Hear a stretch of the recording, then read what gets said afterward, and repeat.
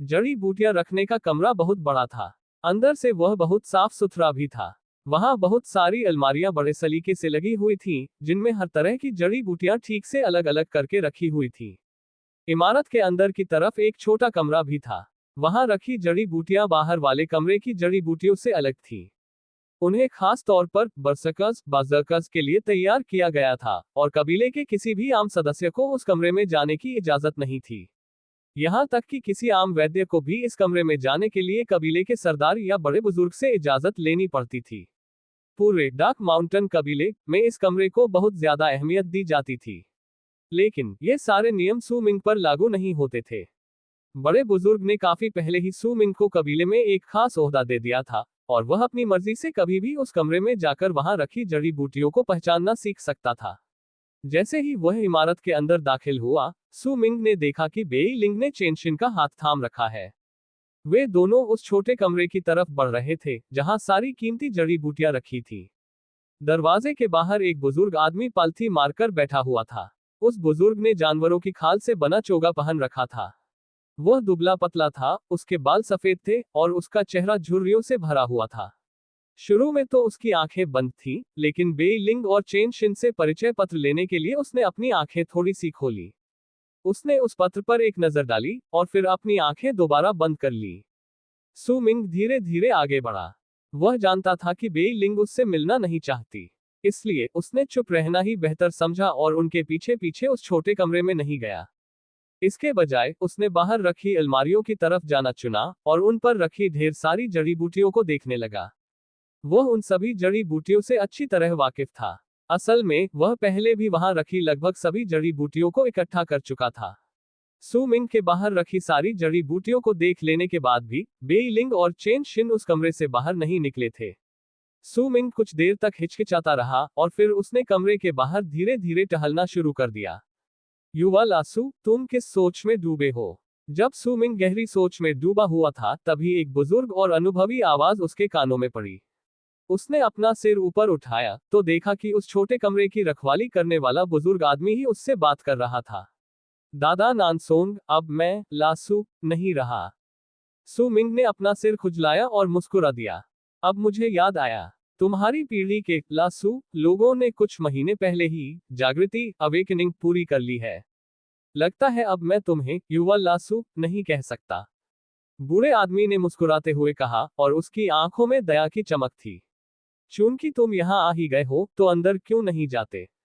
डरो मत, मैं तुम्हारे साथ हूँ। मैंने तो पहले एक औरत के लिए एल्डर बुजुर्ग से भी मुकाबला करने की हिम्मत की थी। मुझे किसी चीज का डर नहीं है। बूढ़े आदमी ने उसे आंख मारी और मजाक किया। सू मिंग की आंखें हैरानी से चौड़ी हो गईं। ये पहली बार था जब उसने इस बारे में सुना था। थोड़ी देर हिचकिचाने के बाद वह कड़वी मुस्कान के साथ उस छोटे से कमरे में चला गया। वह चेन शिन की वजह से नहीं हिचकिचा रहा था, जैसा कि बूढ़े आदमी ने सोचा था, बल्कि वह बेई लिंग की वजह से हिचकिचा रहा था, जिसका उस पर एहसान था। उसे समझ नहीं आ रहा था कि वह खुद को कैसे समझाए। तब से कई साल बीत चुके थे, और वह आदमी अभी भी उसके प्रति ठंडा रवैया रखे हुए था। कोई बात नहीं, सू मिंग ने आह भरी। जैसे ही उसने छोटे कमरे का दरवाजा खोला, उसने बेई लिंग को उसकी दमदार मौजूदगी के साथ देखा। वह चेन शिन के बगल में खड़ा था, जो कमरे में जड़ी बूटियां चुन रही थी। वह मुड़ा और सू मिंग को घूर कर देखा। सू मिंग ने उसकी नजरों का सामना किया और कमरे के दूसरी तरफ रखी एक शेल्फ की ओर बढ़ गया। उसने उन दोनों को नजरअंदाज करना ही बेहतर समझा और माउंटेन स्पिरिट बनाने के लिए जरूरी जड़ी बूटियां ढूंढना शुरू कर दिया। जब चेन शिन ने सू मिंग को देखा, तो ऐसा लगा जैसे वह कुछ कहना चाहती हो। थोड़ी देर हिचकिचाने के बाद उसने फिर से चुप रहना ही बेहतर समझा। जैसे जैसे वह बड़ी हुई, उसे बहुत सी बातें समझ आने लगी। उसे बेई लिंग के साथ अपने रिश्ते की भी समझ आ गई थी। बचपन से सू मिंग के लिए उसके दिल में जो प्यार था, वह समय बीतने के साथ साथ कम होता जा रहा था। Night marrow grass, thousand leaf flower. Su Ming धीरे धीरे कमरे में घूमने लगा। उसने कीमती जड़ी बूटियों पर अपनी नजर दौड़ाई और आखिरकार उसे वे दो जड़ी बूटियां मिल गईं जिनकी उसे माउंटेन स्पिरिट बनाने के लिए जरूरत थी। अफसोस कि मेरे पास आखिरी जड़ी बूटी नहीं है। उसने कमरे में रखी सभी जड़ी बूटियों को देख लिया था और अब वह गहरी सोच में डूबा हुआ था। चेन शिन और बेई लिंग ने भी अपनी पसंद की जड़ी बूटियां चुन ली थीं। जैसे ही चेन शिन ने सू मिंग से विदा ली, बेई लिंग उसे अपने साथ खींच कर ले गया। जाने से पहले बेई लिंग रुक गया। उसने पीछे मुड़कर नहीं देखा, लेकिन शांत भाव से बोला, ये जड़ी बूटियां तुम्हारे किसी काम की नहीं है, क्योंकि तुम्हारे पास बर्ज़र्कर बॉडी नहीं है। इन्हें बर्बाद करने के बजाय तुम्हें इन्हें कबीले के दूसरे सदस्यों के लिए छोड़ देना चाहिए। अपनी औकात में रहो। अपनी बात खत्म करने के बाद बेई लिंग चेन शिन को अपने साथ ले गया। सू मिंग चुप रहा। जब उसने सिर उठाकर उन दोनों को जाते हुए देखा, तो वह कुछ नहीं बोला। इसके बजाय उसने कमरे में रखी सभी जड़ी बूटियों को एक बार फिर से देखा। फिर उसने अपनी जरूरत की 2 जड़ी बूटियां उठाई और कमरे से बाहर निकल गया। कमरे के बाहर बैठे बूढ़े आदमी को सू मिंग के कमरे से जड़ी बूटियां लेने पर कोई आपत्ति नहीं हुई। इसके विपरीत उसने सू मिंग की ओर मजे लेते हुए देखा। दादा नान सोंग, बात वैसी नहीं है जैसा आप सोच रहे हैं। सू मिंग ने अपनी नाक को छुआ। मैं भला क्या सोच रहा हूँ? मैं तो तुम्हारे और उन दोनों के बीच के उलझे हुए रिश्तों के बारे में बात भी नहीं कर रहा था। ओह, युवा लासुस, मैं बिल्कुल भी नहीं था। बूढ़ा आदमी हंसा। सू मिंग थोड़ा शर्मा गया, उसे थोड़ी अजीब सी झिझक महसूस हुई। अचानक उसके मन में एक विचार आया और वह नीचे झुककर बूढ़े आदमी की ओर देखने लगा। दादा नानसोंग, क्या आपने पहले कभी यह जड़ी बूटी देखी है? जैसे ही सू मिंग बोला, उसने जमीन पर एक जड़ी बूटी का चित्र बनाया। बूढ़ा आदमी मुस्कुराया और उस चित्र को देखा। वह गहरी सोच में डूब गया और फिर थोड़ी देर बाद उसने हल्के से अपने माथे पर थपथपाया। क्या ये क्लाउड गोस ग्रास नहीं है? हमारे डार्क माउंटेन में ये जड़ी बूटी नहीं मिलती। ये केवल एक खास तरह के वातावरण में ही उग सकती है। इस पूरे इलाके में सिर्फ विंड स्ट्रीम कबीला ही इस जड़ी बूटी को बेचता है। तुम्हें इसकी जरूरत क्यों है? मैंने एल्डर्स बुजुर्गों के एक पुराने ग्रंथ में इसके बारे में पढ़ा था। मैंने इसे डार्क माउंटेन में खोजने की बहुत कोशिश की, लेकिन मुझे ये कहीं नहीं मिली। तो बात यह है। सू मिंग के चेहरे पर समझदारी की एक झलक दिखाई दी। बेशक नहीं, ये जड़ी बूटी ब्लड सॉलिडिफिकेशन दायरे में मौजूद कम स्तर वाले बरसकास के लिए बहुत फायदेमंद है। बस बात यह है कि विंड स्ट्रीम कबीले में इसे बहुत ऊंची कीमत पर बेचा जाता है। अगर तुम्हें ये चाहिए तो तुम एल्डर से कह सकते हो कि वह तुम्हें विंड स्ट्रीम कबीले के ठीक बाहर बने व्यापारिक चौक तक ले जाएं। वहां हर तरह की जड़ी बूटियां बिकती हैं। उस बूढ़े आदमी ने अपना सिर हिलाया और मुस्कुराया। सू मिंग की दिलचस्पी बढ़ गई। उसने कुछ और सवाल पूछे, फिर उठकर खड़ा हुआ और उस बूढ़े आदमी को अलविदा कहकर वहां से चला गया। जब वह जाने लगा तो उस बूढ़े आदमी ने शरारती नजरों से उसकी ओर देखा। जड़ी बूटियों के गोदाम से बाहर निकलने के बाद बर्फ पर चलते हुए सू मिंग अपने विचारों में खो गया। Wind Gauss grass, mountain spirit के लिए बाकी जड़ी बूटियां तो मैं खुद ही हासिल कर सकता हूं, लेकिन विंड गॉस ग्रास की बात अलग है। दादा नानसोंग ने कहा था कि यह बहुत महंगी है। आह, सू मिंग ने अपनी भौहें सिकुड़ी। उसने अपनी जेबें टटोली, लेकिन ब्लैक माउंटेन कबीले के यूची से मिले कुछ पत्थर के सिक्कों के अलावा उसे कुछ भी नहीं मिला। वे लोग आमतौर पर कबीले के अंदर वस्तु विनिमय प्रणाली बाटा सिस्टम का इस्तेमाल करते थे और पैसे का इस्तेमाल बहुत कम करते थे। लेकिन जब वे कबीले से बाहर निकलते थे तो उन्हें चीजें खरीदने के लिए पत्थर के सिक्कों का इस्तेमाल करना पड़ता था।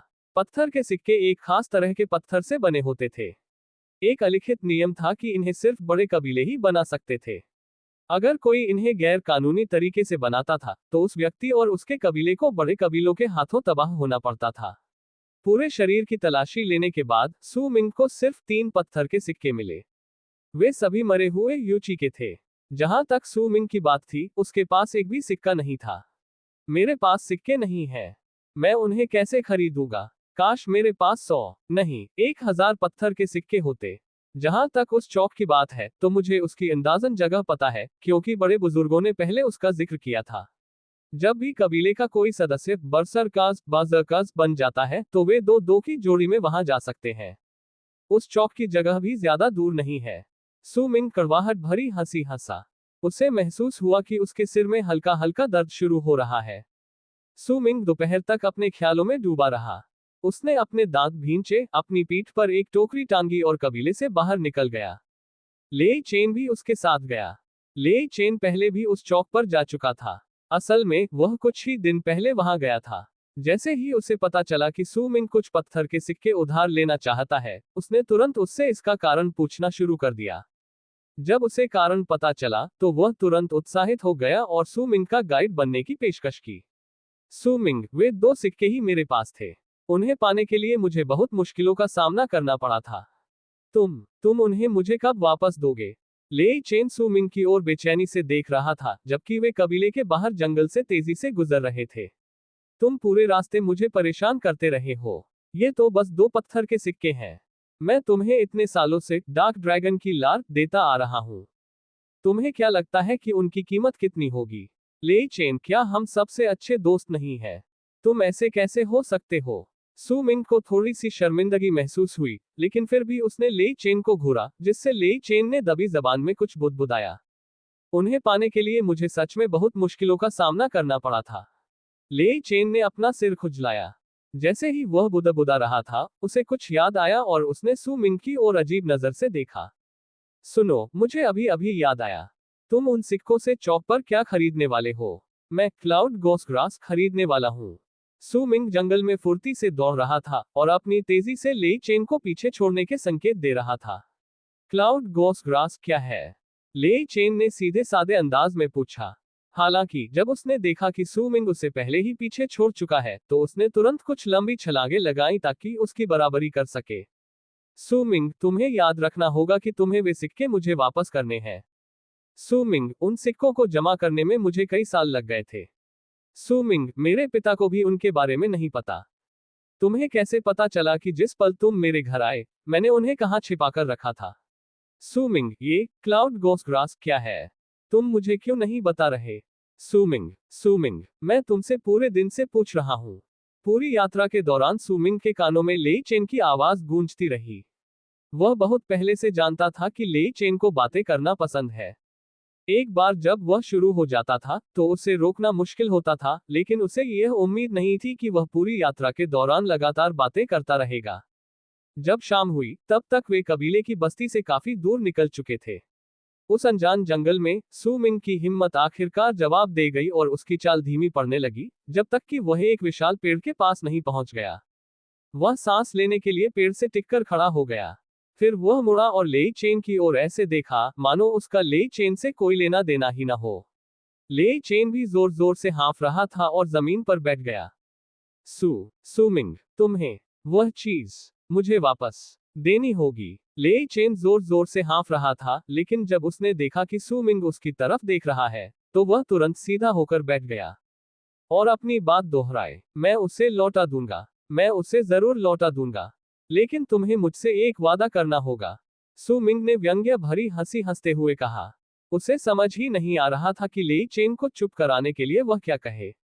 क्या वादा? लेई चेन ने अपनी पलकें झपकाईं। उसके चेहरे पर एक सीधे सादे इंसान का भाव था। मेरी तरफ ऐसे मत देखो। यहां तक कि श्याओ होंग भी तुमसे ज्यादा भरोसेमंद लगता है। लेई चेन, मैं जानता हूं कि तुम क्या पूछना चाहते हो, लेकिन मैं तुम्हें अभी नहीं बता सकता। तुम्हें बाद में पता चल जाएगा। सू मिंग ने उसे घूर कर देखा। वह इसी इंसान के साथ बड़ा हुआ था, और अगर यह कहा जाए कि वह लेई चेन को उसके माता पिता से भी ज्यादा अच्छी तरह समझता था, तो इसमें कोई अतिशयोक्ति नहीं होगी। लेई चेन देखने में एक ईमानदार और सीधे सादे इंसान जैसा लगता था, लेकिन असल में वह काफी तेज तर्रार था। बहुत से लोग उसके चेहरे पर दिखने वाली ईमानदारी से धोखा खा जाते थे और उसकी आंखों में छिपी चालाकी को नजरअंदाज कर देते थे। सू मिंग की बात सुनकर लेई चेन ने अपनी नाक खुजाए और बच्चों जैसी हंसी हंसते हुए कहा, मेरी शर्त बहुत आसान है। अगर तुम इस पूरी यात्रा के दौरान बिल्कुल चुप रहोगे, यानी कोई आवाज नहीं निकालोगे, तो जैसे ही मेरा काम पूरा हो जाएगा और हम वापस लौट आएंगे, मैं तुम्हें वह सब कुछ बता दूंगा जो तुम जानना चाहते हो। फिर सू मिंग ने लेई चेन को एक लंबी और तीखी नजर से देखा। लेई चेन वहीं जम गया, जैसे उसका पूरा शरीर पत्थर का बन गया हो। वह हिला भी नहीं, लेकिन उसकी आंखें पूरी तरह खुली हुई थीं और वह सू मिंग को घूरे जा रहा था। लेई चेन, सू मिंग ने एक अजीब सी हंसी हंसते हुए कहा। वह अपने दोस्त के साथ ही बड़ा हुआ था। वह उसकी इस छोटी सी चाल में फंसने वाला नहीं था। तुमने ही तो मुझसे चुप रहने को कहा था। मैं सिर हिलाना चाहता था, लेकिन अगर मैं ऐसा करता तो सरसराहट की आवाज आती। मैं तो बस अपना वादा निभा रहा हूँ। मैं न तो हिल डुल रहा हूँ और न ही कोई आवाज निकाल रहा हूँ।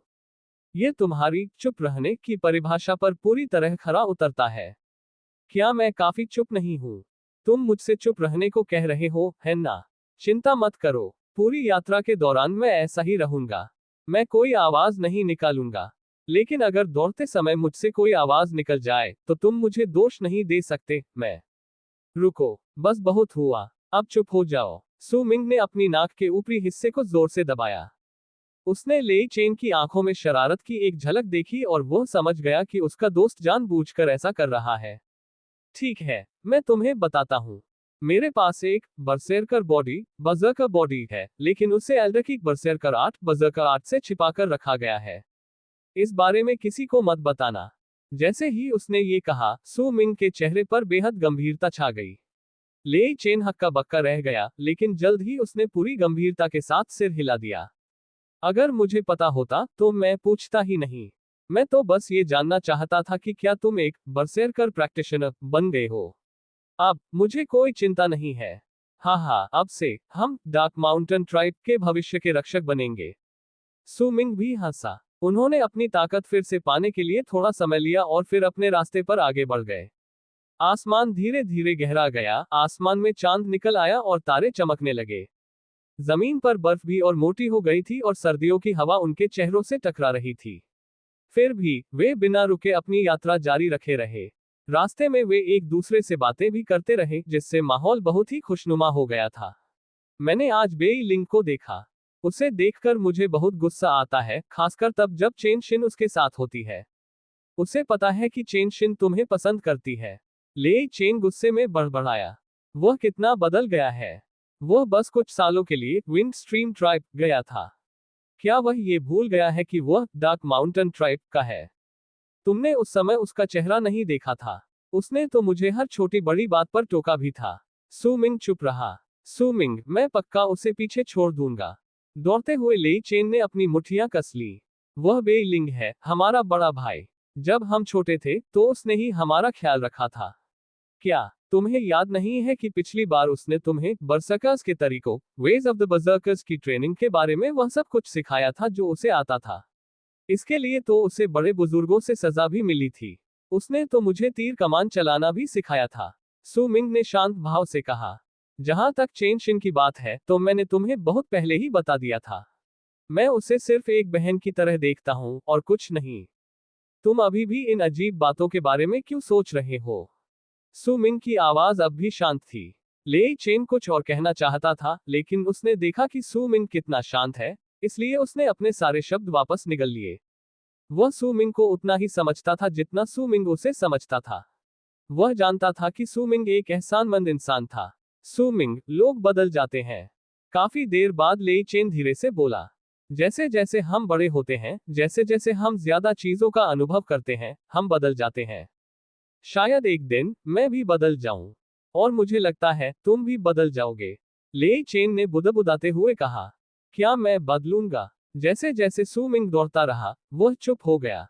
जब आसमान पूरी तरह से अंधेरा हो गया, तो सू मिंग और लेई चेन रुक गए। रात में सफर करना बहुत मुश्किल होता था।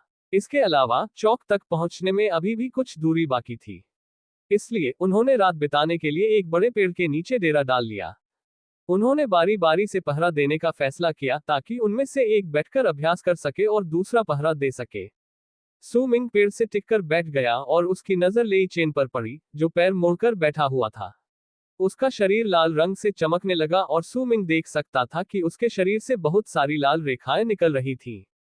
कुछ देर तक लेई चेन को देखने के बाद सू मिंग ने अंधेरे आसमान की ओर देखा। चांद बहुत तेजी से चमक रहा था और तारों की चादर ओढ़े आसमान में लटका हुआ बहुत सुंदर लग रहा था। फिर भी जब लोग अपना सिर उठाकर ऊपर देखते थे, तो उन्हें खुद बहुत छोटा और मामूली सा महसूस होता था।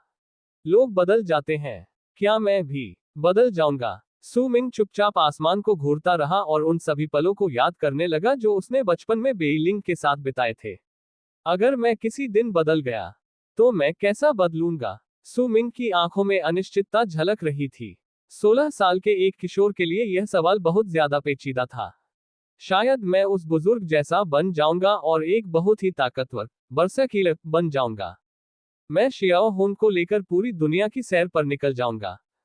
हम उन जगहों पर जाएंगे जहां हम पहले कभी नहीं गए। हम दुनिया के सभी कबीलों में जाएंगे और बरसकर कबीले के बहुत सारे सदस्यों का इलाज करेंगे। शायद मैं एक एल्डर भी बन जाऊं।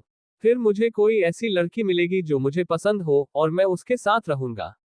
वह मेरे साथ तब तक सफर करेगी जब तक हम दोनों बूढ़े न हो जाएं। तब तक शियाओ होंग भी बूढ़ी होंग बन चुकी होगी। मैं कबीले के लासू लोगों को अपने सारे अनुभव बताऊंगा, ठीक वैसे ही जैसे एल्डर हमें अपनी जिंदगी के बारे में बताया करते थे। सू मिंग मुस्कुराया। उसकी मुस्कान एकदम सच्ची, साफ और खुशियों से भरी थी। या शायद मुझे अपने माता पिता के बारे में पता चल जाए। मुस्कुराते हुए सू मिंग ने एक गहरी सांस ली। लेई चेन, मैं कभी नहीं बदलूंगा। सू मिंग ने एक गहरी सांस ली और बरसेरकर कबीले के विशाल मैदानों पर चांदनी रात में पूरी मजबूती से ये शब्द कहे। उसने ऐसा तब भी किया जब वहां उसकी बात सुनने वाला कोई और नहीं था, सिर्फ वही खुद अपनी बात सुन सकता था। उसे अपनी कही बातों पर पूरा यकीन था, ठीक वैसे ही जैसे किसी भी नौजवान को अपने सुनहरे भविष्य पर यकीन होता है। रात बीत गई। जब सुबह हुई और आसमान में धीरे धीरे रोशनी फैलने लगी तो सू मिंग और लेई चेन जाग गए। उन्होंने बर्फ से अपना चेहरा धोया। उस ठंडी बर्फ के छूते ही वे कांप उठे और उनकी नींद पूरी तरह से खुल गई। अगर हम अपने तय किए हुए रास्ते पर ही चलते रहे तो दोपहर तक हम उस चौक तक पहुंच जाएंगे। लेई चेन पहले भी कई बार उस चौक पर जा चुका था। सू मिंग से बात करते हुए उसने अपने चेहरे से बर्फ हटाई। सू मिंग ने सिर हिलाकर हामी भरी। चेहरा हाथ धोने के बाद वे जंगल में आगे की ओर दौड़ने लगे और इसी तरह उन्होंने सूरज की पहली किरणों का स्वागत किया। उनका सफर बिना किसी रुकावट के चलता रहा।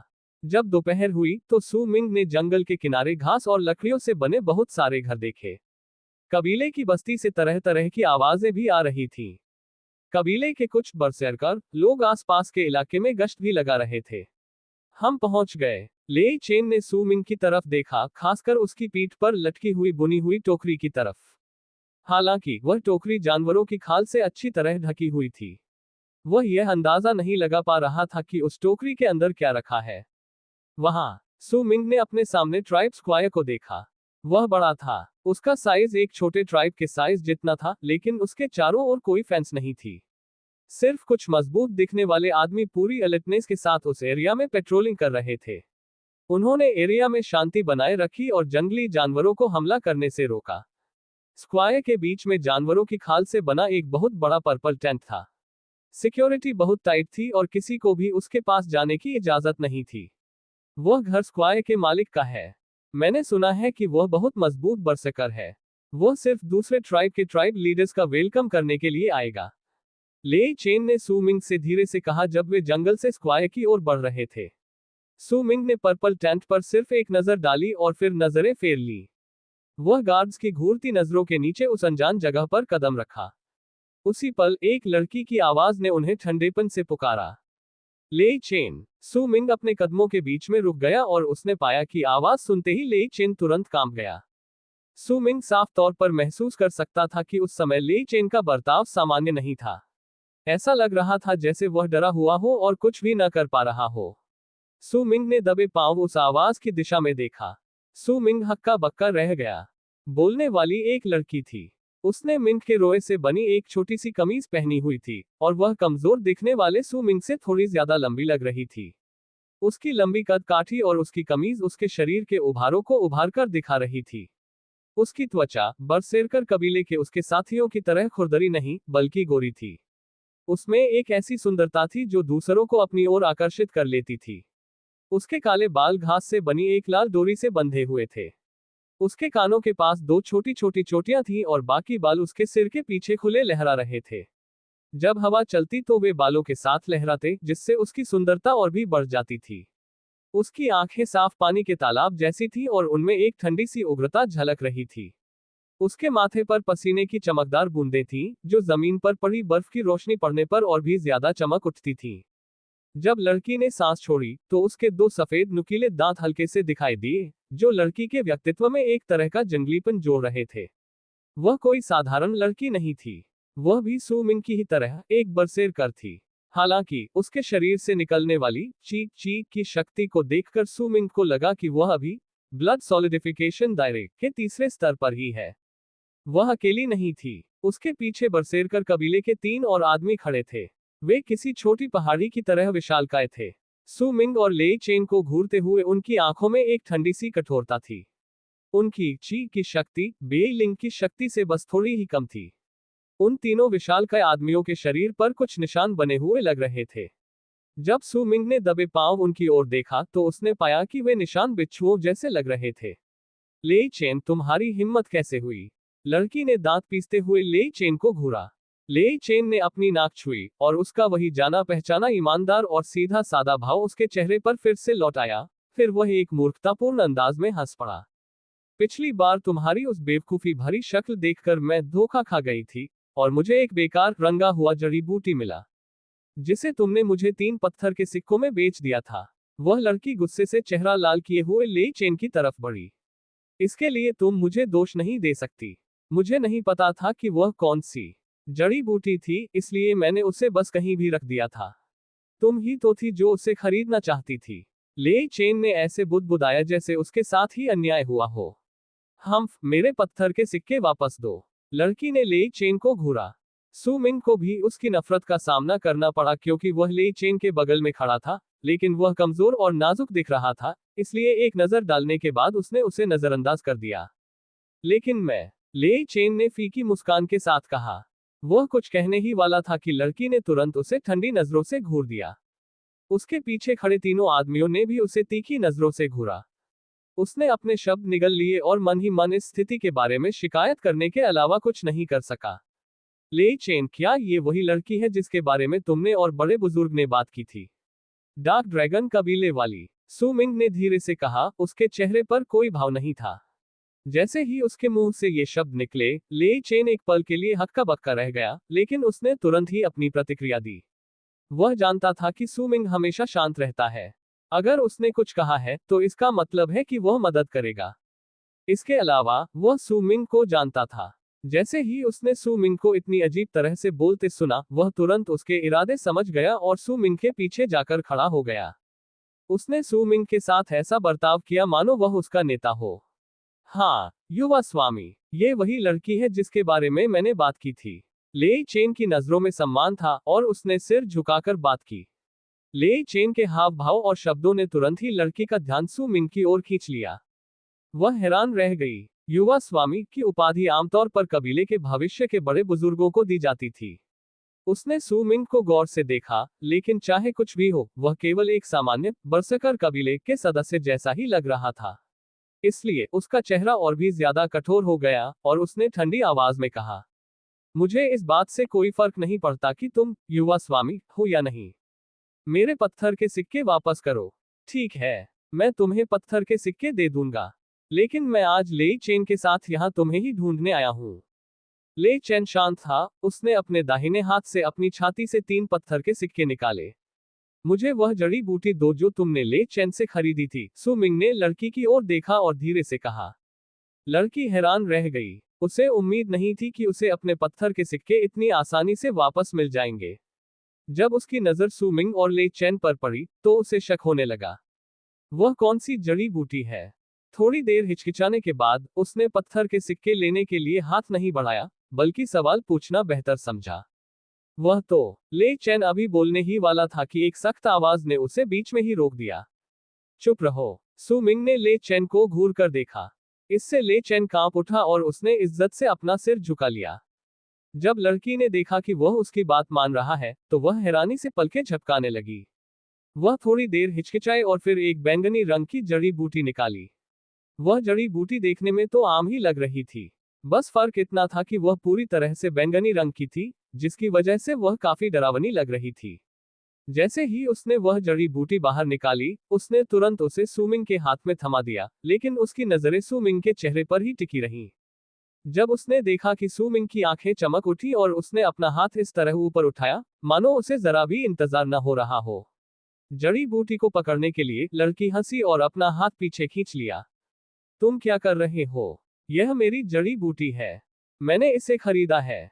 क्या तुम मेरी जड़ी बूटी छीनने की कोशिश कर रहे हो? लड़की ने अपनी नाक सिकुड़ी और अपनी जबान से टच की आवाज निकाली।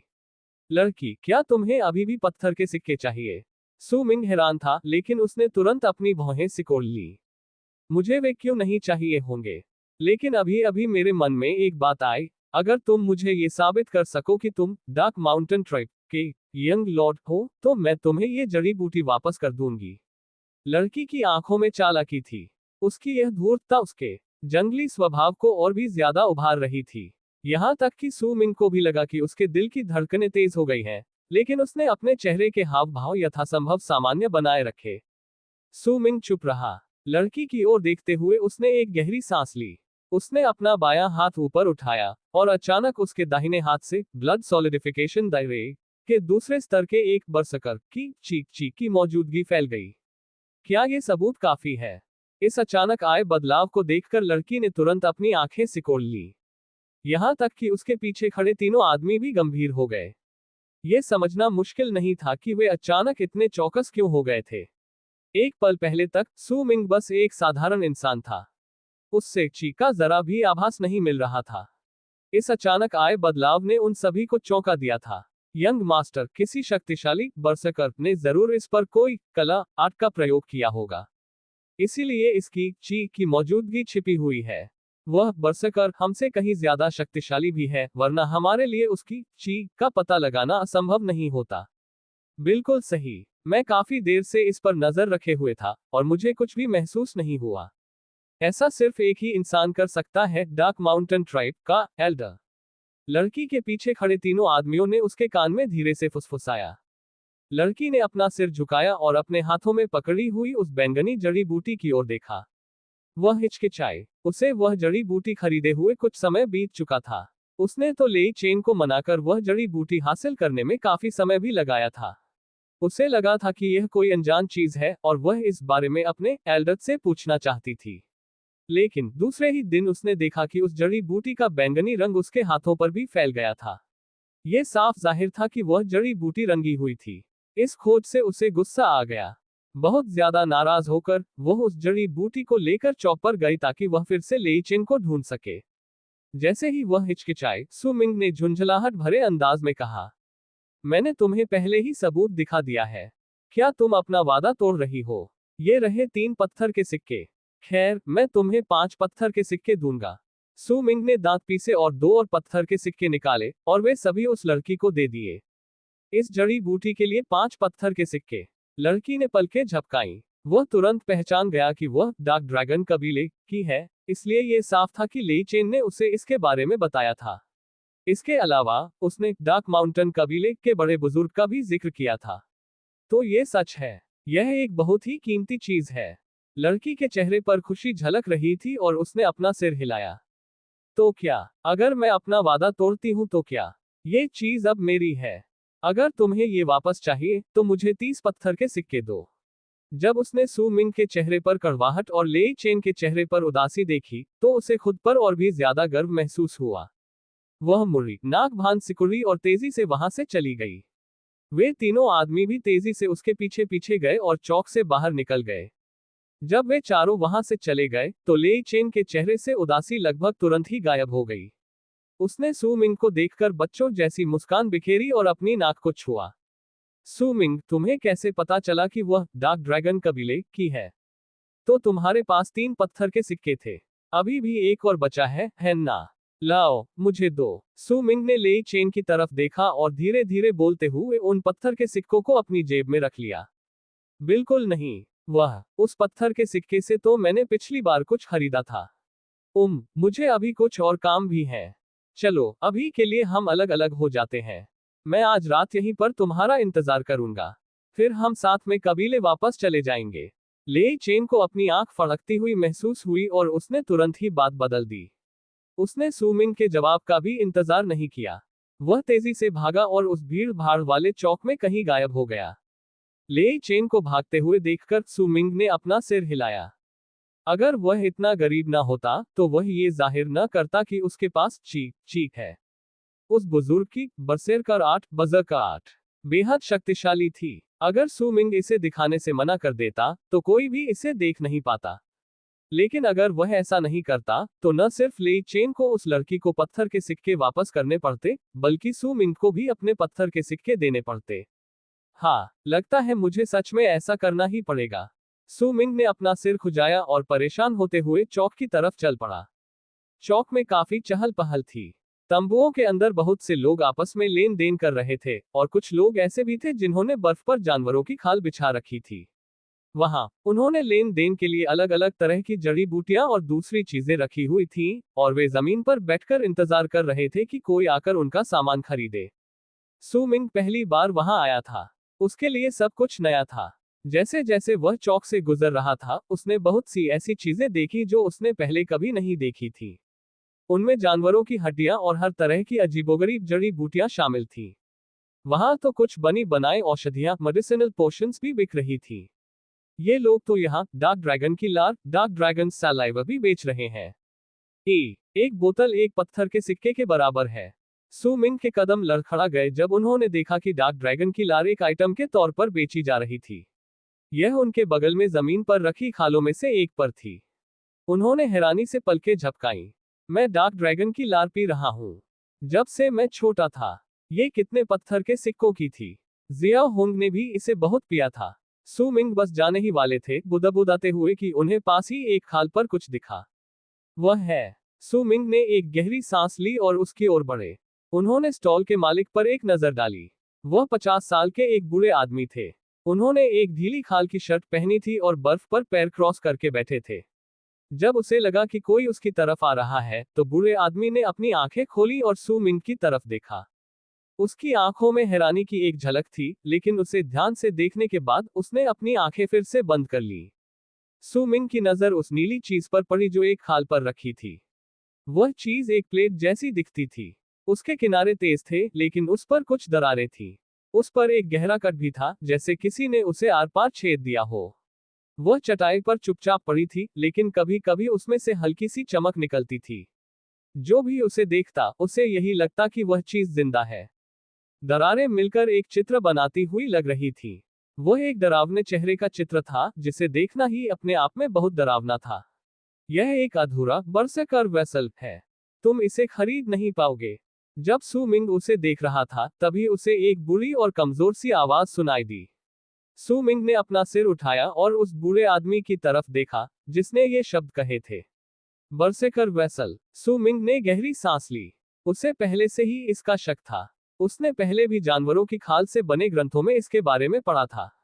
बरसेकर वेसल बहुत ही दुर्लभ चीजें होती थीं।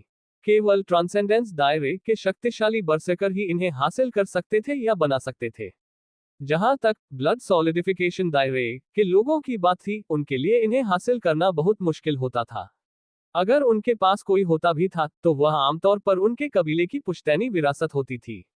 साथ ही कबीले में ऐसे लोग भी होने चाहिए थे जो उस वेसल को ट्रांसेंडेंस दायरे के बरसकरों द्वारा छीन लिए जाने से बचा सके।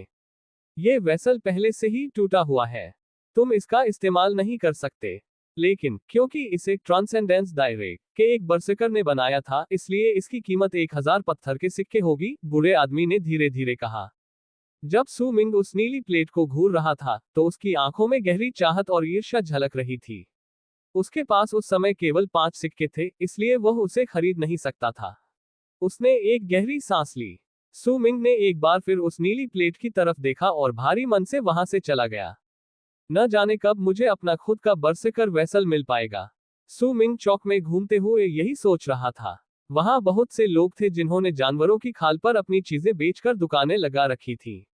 हालांकि सुमिंग ने उस जगह का पूरा चक्कर लगा लिया था, फिर भी उसे कोई और ऐसा व्यक्ति नहीं दिखा जो बरसकर वेसल्स बेच रहा हो।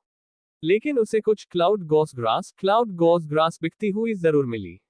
बस फर्क इतना था कि इसे अलग अलग लोग बेच रहे थे। एक घास की कीमत काफी ज्यादा थी। सिर्फ एक घास की कीमत एक स्टोन कॉइन, पत्थर के सिक्के के बराबर थी, जो कि डार्क ड्रैगन की लार, डार्क ड्रैगन सलाइवा की कीमत के बराबर ही थी। अब अंधेरा होने लगा था। सूरज आसमान में डूब रहा था और उसकी लाल रोशनी जमीन पर फैल रही थी। फिर भी चौक पर और भी ज्यादा लोग जमा हो गए थे और वहां काफी चहल पहल बनी हुई थी। आसमान की ओर देखते हुए सुमिंग ने और घूमने का फैसला किया। वह एक तंबू के अंदर भी गया। वह तंबू असल में एक दुकान थी। वहां बिकने वाली हर चीज की कीमत तो ज्यादा थी, लेकिन कम से कम उनकी गुणवत्ता क्वालिटी की गारंटी जरूर थी। तंबुओं के अंदर बाहर आने जाने वाले लोगों की काफी भीड़ थी। देखते देखते सुमिंग को बरसकर कबीले बजरकर ट्राइब के कुछ ऐसे लोग दिखे जो बिल्कुल उसी की तरह थे। वे भी अपनी पीठ पर टोकरियां लादे हुए तंबुओं के अंदर जा रहे थे ताकि अपनी टोकरियों में रखी चीजों को तंबू के मालिकों को बेच सकें। ये देखकर सू मिंग मुस्कुराया। वह दोपहर से ही सब कुछ देख परख रहा था और उसने काफी कुछ नोटिस किया था। जब उसने सारी देखी सुनी बातों को आपस में जोड़ा तो उसे वहां के ज्यादातर नियम कायदे समझ में आ गए। जैसे जैसे आसमान में पूरी तरह से अंधेरा छा गया और चौक के चारों ओर मशालें जल उठी, सुमिंग एक ऐसे कोने में चला गया जहां रोशनी नहीं पहुंच रही थी। उसने अपने आसपास का अच्छी तरह से जायजा लिया और फिर तेजी से अपनी टोकरी नीचे रख दी। उसने टोकरी पर लिपटी हुई जानवरों की खालों को अपने शरीर पर लपेट लिया और टोकरी में रखी बाकी खालों को भी पहन लिया। आखिर में उसने जानवरों की एक काली खाल निकाली जो किसी चोगे रोप जैसी दिख रही थी। उसने उसे पहन लिया और अपने पूरे शरीर को उससे ढक लिया। अब सुमिंग का चेहरा बिल्कुल भी दिखाई नहीं दे रहा था। उसके शरीर के आकार को देखकर ऐसा लग रहा था जैसे वह काफी फूल गया हो। वह अपने पहले वाले कमजोर दुबले पतले रूप से बिल्कुल ही अलग दिख रहा था। उसने अपने हाथ पैरों को थोड़ा हिलाया डुलाया और फिर जानवरों की उन खालों को अपने शरीर पर और भी कसकर लपेट लिया। सु मिंग ने अपनी टोकरी की ओर देखा। टोकरी में अभी भी एक चीज बची हुई थी। ये वह चीज थी जिसे उसने खास तौर पर इस सफर के लिए तैयार किया था। वह चीज काफी भारी थी लेकिन उसके अपने फायदे थे। उसने टोकरी को उठाकर अपनी पीठ पर लाद लिया और अपना सिर झुका लिया। कुछ कदम आगे बढ़ने के बाद वह रुक गया। फिर उसने अपनी पीठ झुका ली। इसके बाद वह तेजी से उस तंबू की ओर बढ़ा जिसे उसने कुछ देर पहले चुना था। तंबू के अंदर रोशनी बहुत कम थी। दोपहर से अब तक जो लोग इस तंबू में गए थे उनमें से ज्यादातर सुमिंग जैसे ही थे। उन्होंने अपने चेहरे छिपा रखे थे ताकि कोई उन्हें पहचान न सके। हो सकता है कि सुमिंग पहली बार इस चौक पर आया हो, लेकिन वह दोपहर से ही यहाँ चल रही गतिविधियों पर नजर रखे हुए था। इसलिए वह चौक के ज्यादातर नियम पहले ही समझ चुका था। उसने अपने चुने हुए तंबू में तुरंत प्रवेश नहीं किया। इसके बजाय वह कुछ देर तक तंबू के बाहर ही टहलता रहा और बीच बीच में तंबू की ओर देखता रहा। कुछ ही देर में सुमिंग की तरह ही कपड़े पहने हुए एक व्यक्ति तंबू से बाहर निकला और तेजी से चौक से चला गया। सुमिंग ने दोपहर से अब तक ऐसे बहुत से लोगों को देखा था। उसे कुछ हद तक यकीन था कि एक बार जब वह यहां से चला जाएगा तो कोई भी उसका पीछा नहीं करेगा। उसने तंबू का पर्दा उठाया और बिना किसी हिचकिचाहट के तेजी से उस समय खाली पड़े तंबू के अंदर चला गया। जैसे ही वह तंबू में दाखिल हुआ उसे महसूस हुआ कि कोई उसे घूर रहा है। जो व्यक्ति उसे देख रहा था वह एक अधेड़ उम्र का आदमी था। वह अर्धनग्न था और पालथी मारकर बैठा हुआ था। उसके सामने एक अलाव जल रहा था। जैसे जैसे अलाव की रोशनी से तंबू जगमगा रहा था, जलते हुए उसमें से चटकने की आवाजें आ रही थी। उस आदमी की एक आंख खाली थी, लेकिन दूसरी आंख में एक तीखी चमक थी। वह बिना कुछ कहे सु मिंग को बहुत गौर से देख रहा था। यह आग काफी तेज है। चूंकि सु मिंग जानवरों की खाल से पूरी तरह ढका हुआ था, इसलिए उसे इस बात की कोई चिंता नहीं थी कि वह आदमी उसका चेहरा देख लेगा। उसने धीरे से एक भारी और कर्कश आवाज में बात की जो उसकी सामान्य आवाज से बिल्कुल अलग थी। उस एक आंख वाले आदमी ने कुछ देर तक सुमिंग को देखा और फिर अपनी नजर हटा ली। उसे सुमिंग के भीतर ची ची की कोई शक्ति महसूस नहीं हुई और वह उसे उन बाकी लोगों से जरा भी अलग नहीं लगा जो अक्सर यहाँ आते जाते रहते थे। हो सकता है कि उसे सुमिंग के भीतर ची की शक्ति महसूस न हुई हो, लेकिन जो व्यक्ति इस तरह बेझिझक तंबू में दाखिल हो सकता था और यहाँ के नियमों से इतना परिचित लग रहा था, वह कोई साधारण व्यक्ति तो हरगिज नहीं हो सकता था। उसने अपना दाहिना हाथ ऊपर उठाया और उसे जलते हुए अलाव पर रख दिया। अलाव की लपटें तुरंत धीमी पड़ गईं। अलाव से निकलने वाली रोशनी भी काफी धुंधली और गहरी हो गई। इसे बाहर निकालो। अगर यह कोई अच्छी चीज है तो मैं तुम्हें इसकी सही कीमत दूंगा। उस आदमी ने अपना दाहिना हाथ आगे बढ़ाया और धीरे से कहा। सु मिंग ने अपने चेहरे को छिपाने वाली खाल की ओट से उस आदमी को बड़े गौर से परखा।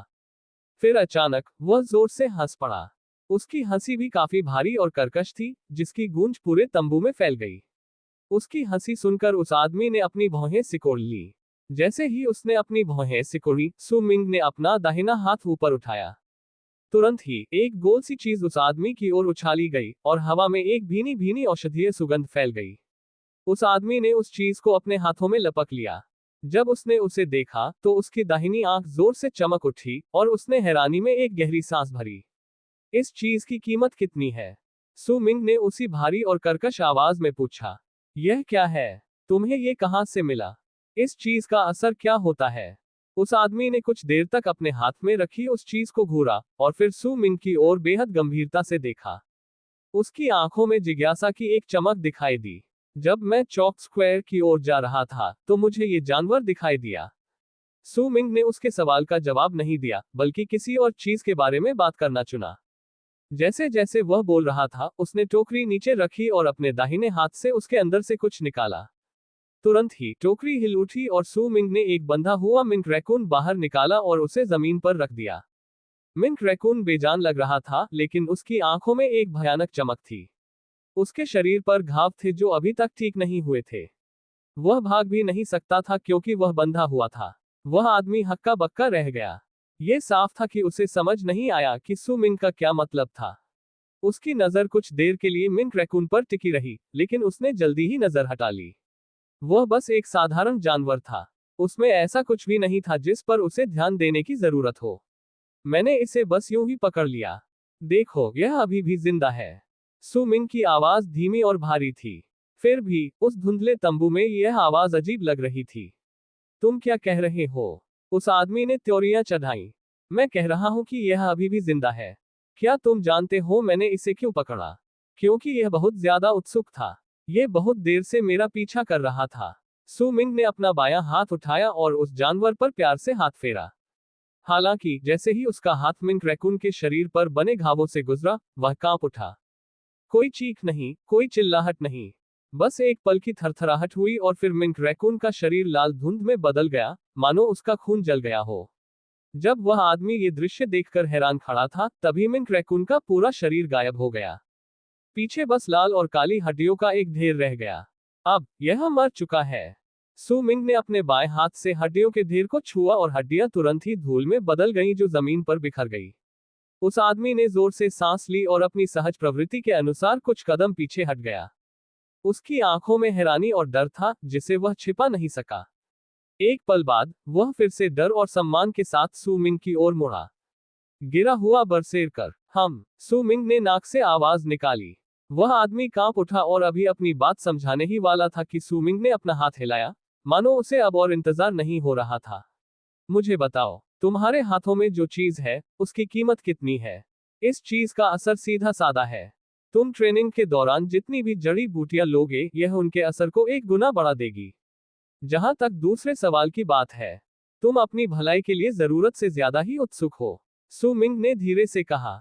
उस आदमी का चेहरा पीला पड़ गया। उसने जो कुछ अभी देखा था, उससे वह सदमे में था। उसे उस व्यक्ति के शरीर से किसी भी तरह की चीख का प्रवाह महसूस नहीं हुआ था। फिर भी उसकी आंखों के ठीक सामने ही वह जानवर लाल धुंध में बदल गया था। ये चीज। उस आदमी ने अपने हाथ में रखी गोल सी दवा को देखते हुए सोचने के लिए एक पल का समय लिया। जनाब, मैंने अपनी पूरी जिंदगी में ऐसी चीज पहले कभी नहीं देखी। ये तो, उस आदमी ने हिचकिचाते हुए कहा। वह अपने आम ग्राहकों से इस तरह बात कभी नहीं करता था, लेकिन अभी अभी जो कुछ उसने देखा था, उसके सदमे की वजह से उसमें अपने सामने खड़े इस व्यक्ति को नाराज करने की हिम्मत नहीं हुई।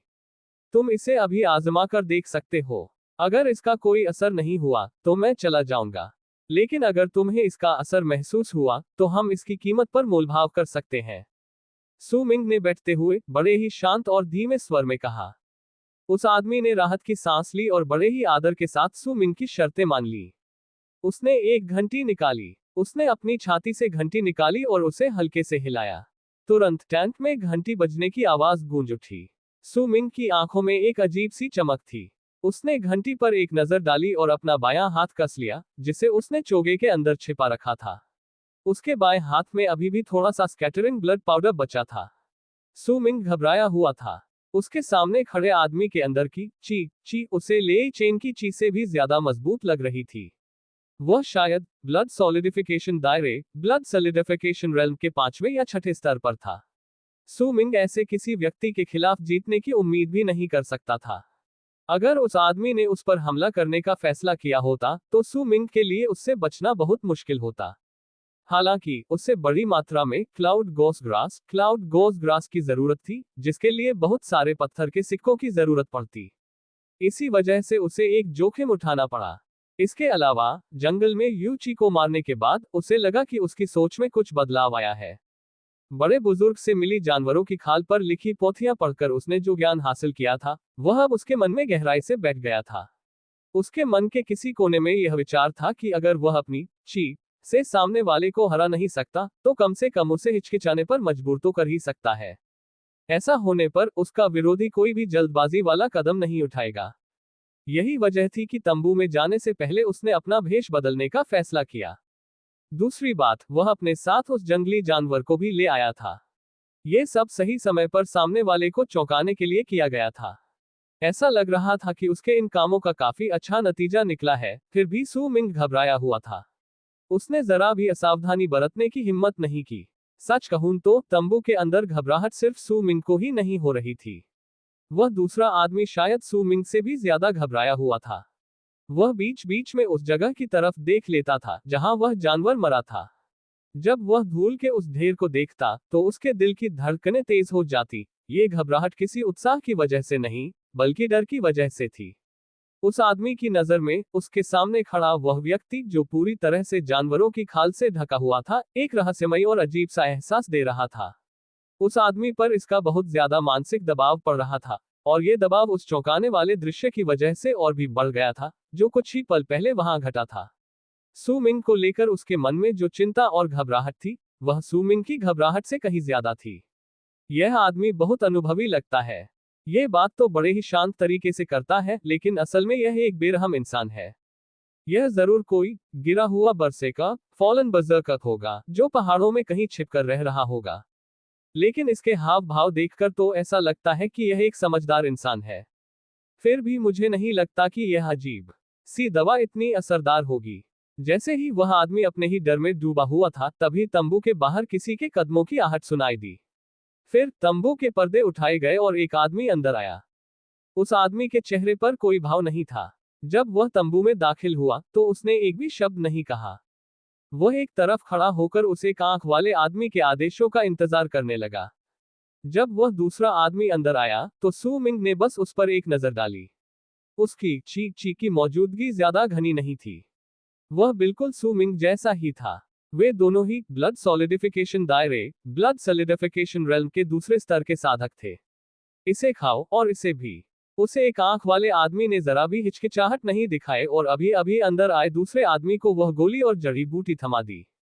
दूसरे आदमी ने वह गोली और जड़ी बूटी ले ली। उसके चेहरे पर अब भी कोई भाव नहीं था। उसने कुछ बार चबाने के बाद उसे निगल लिया। फिर वह पालथी मारकर बैठ गया और अपने शरीर में ची का संचार करने लगा। बहुत जल्द ही उसका पूरा हाव भाव बदल गया, मानो उसे कोई हैरानी हुई हो। कुछ ही देर में उसने अपनी आंखें खोली और उस एक आंख वाले आदमी की ओर अनिश्चितता भरे भाव से देखा। असल में इसका कोई बहुत बड़ा असर तो नहीं हुआ। मुझे बस इतना महसूस हुआ कि प्राइम स्पिरिट ग्रास का असर बढ़ गया है, शायद लगभग 2 गुना। जब उस एक आंख वाले आदमी ने उसकी बात सुनी तो उसने तुरंत अपनी आंखें सिकोड़ ली और उसका दिल जोरों से धड़कने लगा। वह जानता था कि किसी भी जड़ी बूटी के असर का 2 गुना हो जाना क्या मायने रखता है। अगर वह कोई साधारण जड़ी बूटी होती तो उसका असर इतना साफ साफ दिखाई न देता, लेकिन अगर वह ऐसी जड़ी बूटी होती जिसे ब्लड सॉलिडिफिकेशन दायरे के 8वें स्तर से ऊपर के बरसकर्स इस्तेमाल करते हैं तो उस गोली की कीमत सचमुच बेहिसाब होती। अगर कोई साधारण जड़ी बूटी 10 स्टोन कॉइन्स पत्थर के सिक्कों की है तो यह चीज शायद सिर्फ 1 स्टोन कॉइन की होगी। लेकिन अगर वह जड़ी बूटी 100 या 1000 स्टोन कॉइन्स की हो तो उसका बड़ा हुआ असर। जैसे जैसे वह इन संभावनाओं के बारे में सोचता गया उस एक आंख वाले आदमी का उत्साह और बढ़ता गया, लेकिन वह इस बात को लेकर पूरी तरह से पक्का नहीं था कि ऊंचे स्तर की जड़ी बूटियों पर भी इस चीज का असर वैसा ही होगा या नहीं। बड़े अफसोस की बात है कि इस वक्त मेरे पास ज्यादा स्टोन कॉइन्स मौजूद नहीं है। उसने अपने उत्साह को काबू में किया और उस दूसरे आदमी को वहां से जाने का इशारा किया। फिर वह सू मिंग के सामने पूरी इज्जत के साथ खड़ा हो गया और उसने जबरदस्ती अपने चेहरे पर एक मुस्कान लाने की कोशिश की। सर, आपकी ये दवा सच में बहुत रहस्यमयी है। मैं इसके एक पीस के बदले आपको 30 पत्थर के सिक्के दूंगा, आपको ये कैसा लगा? उसे एक आंख वाले आदमी की हिम्मत नहीं हुई कि वह सू मिंग को नाराज करे। उसके लिए सू मिंग एक फॉलन बरसेरकर था। अगर वह इतनी असरदार दवा बना सकता था तो वह पक्का कोई आम बरसेरकर प्रैक्टिशनर नहीं था। 30 सिक्के। इस कीमत को सुनकर सुमिंग का दिल खुशी से जोर जोर से धड़कने लगा, लेकिन उसने अपनी आवाज को और भी ज्यादा ठंडा रखते हुए जवाब दिया, यह है सर, 30 सिक्के ही मेरी आखिरी कीमत है। मुझे तो ये भी पक्का नहीं पता कि ये दवा ऊंचे दर्जे की जड़ी बूटियों पर भी उतना ही असर करेगी या नहीं। उसे एक आंख वाले आदमी ने तुरंत अपनी बात समझाई, लेकिन इससे पहले कि वह अपनी बात पूरी कर पाता, सुमिंग ने उसे बीच में ही टोक दिया। अगर तुम ये दवा खाते हो तो तुम चाहे कोई भी जड़ी बूटी लो, उसका असर 1 गुना बढ़ जाएगा। अगर मुझे कोई बरसेरकर वेसल नहीं खरीदना होता तो मैं इसे बेचता भी नहीं। उसे एक आंख वाले आदमी ने कुछ देर तक मन ही मन में काफी सोचा विचारा, फिर उसने अपने दांत भींचे और सुमिंग के सामने सिर हिलाकर हामी भर दी। तुम्हारे पास ऐसी कितनी दवाएं हैं? इसके अलावा जो तुमने अभी अभी खाए हैं, वैसी ही एक और भी है। जैसे ही सुमिंग ने ये कहा, उसने अपनी छाती से एक छोटी सी शीशी निकाली। उस शीशी में स्कैटरिंग डस्ट की सिर्फ एक ही गोली बची थी। जब उस आदमी ने ये सुना तो पहली गोली के बर्बाद हो जाने के दुख से उसका दिल जैसे मरोड़ खाने लगा। जब वह हिचकिचा रहा था, तभी उसने देखा कि सुमिंग खड़ा हो गया और उसने वह शीशी वापस रख ली। फिर सुमिंग ने अपना वह हाथ ऊपर उठाया, जिसने कुछ देर पहले ही उस छोटे से जीव को लाल धुएं में बदल दिया था।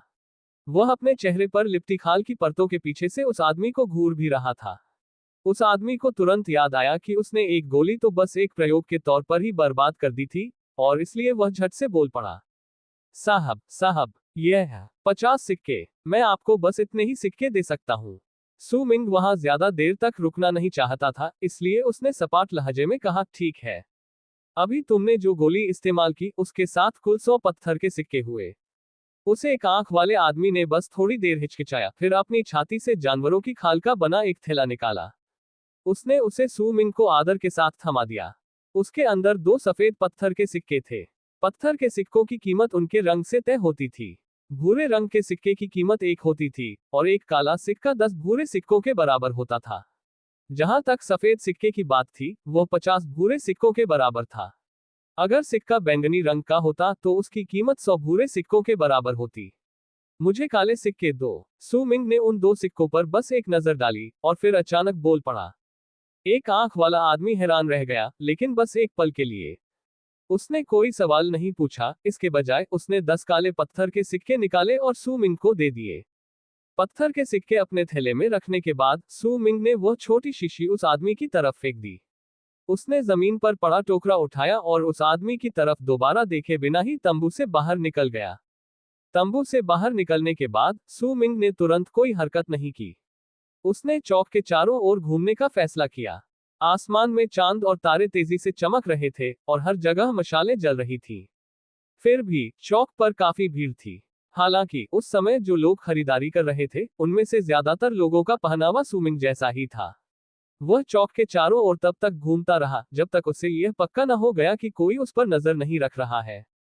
फिर वह उन जगहों पर गया जहां क्लाउड गोस ग्रास बिक रही थी, जिन्हें उसने सुबह ही चुनकर रखा था। उसने उनमें से 60 से ज्यादा खरीद लिए। उसके बाद वह एक ज्यादा सुनसान जगह पर गया ताकि अपने कपड़े बदल सके।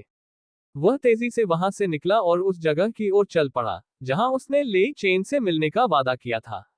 ले चेन पहले से ही तय जगह पर मौजूद था और आसमान की तरफ देखकर जम्हाई ले रहा था।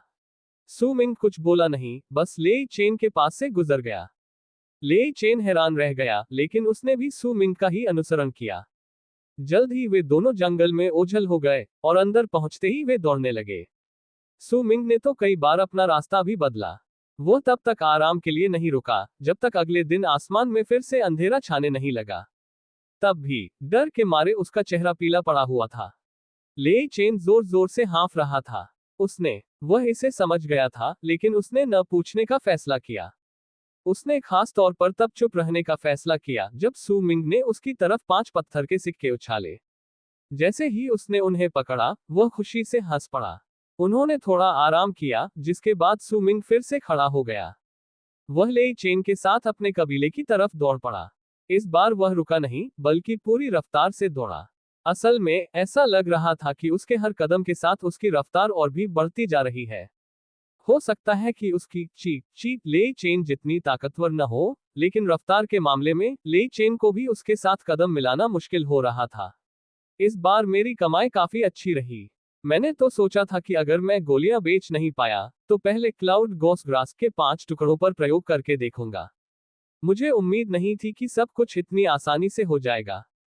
जैसे जैसे सू मिंग दौड़ रहा था, वह गहरी सोच में डूबा हुआ लग रहा था। उसे एक आंख वाले आदमी को मुझसे डरना चाहिए, लेकिन फिर भी मैं अपनी चौकसी कम नहीं कर सकता। मुझे जितनी जल्दी हो सके कबीले में वापस पहुंचना होगा। कबीले तक वापस पहुंचने के पूरे रास्ते सू मिंग बहुत सावधान रहा। तब तक वे चौक से काफी दूर निकल चुके थे, फिर भी वे बीच बीच में अपना रास्ता बदलते रहे। सू मिंग ने तो जंगल में अपने अनुभव का इस्तेमाल करके अपने पैरों के निशान भी मिटा दिए। सूरज ने आसमान को रोशन कर दिया था, लेकिन अभी दोपहर होने में थोड़ा समय बाकी था। सू मिंग और लेई चेन को कुछ दूरी पर अपना कबीला दिखाई दिया। जब उसने कबीले को देखा तो सू मिंग को आखिरकार राहत मिली। उसके चेहरे पर हल्की सी मुस्कान भी आ गई। आखिरकार हम वापस आ ही गए।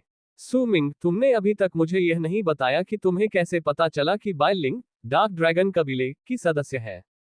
लेई चेन हांफते हुए अपनी सांसें काबू करने की कोशिश कर रहा था।